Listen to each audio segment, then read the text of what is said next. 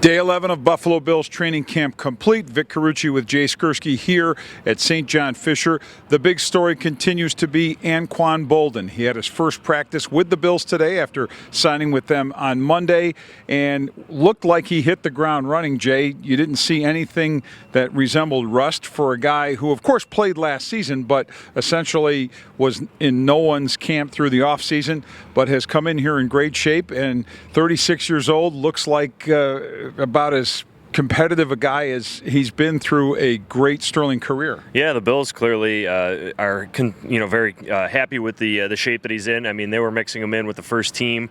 Caught the very first pass in 7-on-7 drills. Nice little in route. Looked like when they went to 3 receiver sets, we saw him with Sammy Watkins and Andre Holmes. So he's very clearly established himself as one of the top, I would say 3, maybe 4 wide receivers on this roster already, as you mentioned, just a day into camp. So, clearly this is a guy that the Bills think can come in and help them right away. It was interesting, though, to hear Sean McDermott talk about how, even though it is a 1-year contract, this could be a possible long-term help for the team. And I know that's something that you'll explore a little bit more in tomorrow's paper. Yeah, when you look at what he's about, of course, this is a guy with 14 years of experience entering his 15th season. He'll be 37 after the Bills' 4th game this year. So not the typical signing for a team that is in this rebuilding mode, that is seemingly wanting to do everything in a methodical way, but still, as McDermott was saying, you can have short-term and long-term goals working together. So he talked about that. Also talked repeatedly, as did Brandon Beane on Monday, about the impact that Boldin would have beyond playing football, his influence on other players, his work ethic, his leadership. And then you heard Tyrod Taylor, and he and Boldin were teammates for a couple of seasons with the Baltimore Ravens. Tyrod was a backup quarterback then. In fact, the last pass Tyrod threw to Boldin before training camp on Tuesday was in warm-ups before the Super Bowl when the Ravens played the 49ers in the Super Bowl. So he remembered that because he said part of his job as a backup was to warm up Anquan Boldin before the game. So it'll be interesting to see how that all plays out.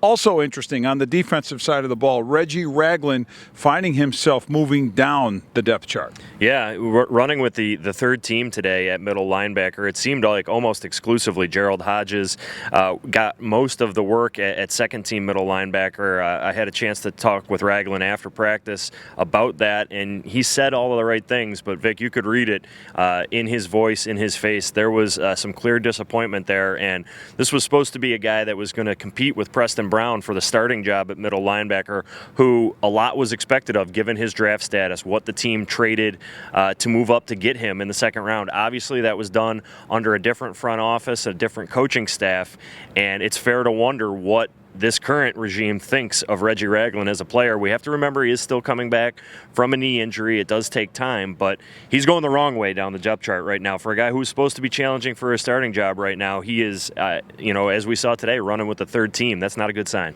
And Jay, you mentioned the knee injury that he had, and it was major, and he had the major reconstructive work to get it back together, and there is a long recovery with that. That all said, you wonder now how much this really has to do with the bad fit for this defense that asks middle linebackers to be, I think, a little smaller, a little faster, a little quicker. Not that Preston Brown is the quickest guy in the world, but he may be physically not carrying as much overall bulk as Reggie Ragland does. And they did set that 255-pound weight limit for Ragland, so that when you kind of read between the lines, there's concern there that he could end up just being too big for a fit here, that this is maybe a more natural guy as an inside linebacker in a 3-4 scheme. We'll see how that all works out and what his future is with the Bills. Meanwhile, the Bills opening their preseason Thursday night at New Era Field. They play the Minnesota Vikings.